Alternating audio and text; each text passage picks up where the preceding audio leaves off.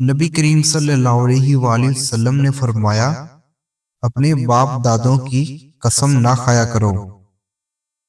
اگر کسی کو قسم خانی ہو تو اللہ کے نام کی قسم کھائے، ورنہ خاموش رہے۔ صحیح بخاری حدیث نمبر 7401۔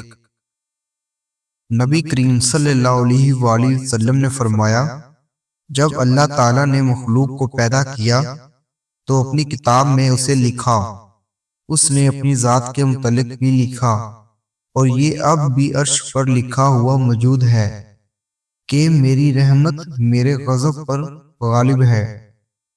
صحیح بخاری حدیث نمبر 7404۔ نبی کریم صلی اللہ علیہ وآلہ وسلم نے فرمایا، قیامت کے دن سب لوگ بے ہوش کر دیے جائیں گے، پھر میں سب سے پہلے ہوش میں آ کر موسیٰ علیہ السلام کو دیکھوں گا کہ وہ عرش کا ایک پایا پکڑے کھڑے ہوں گے۔ صحیح بخاری حدیث نمبر 7427۔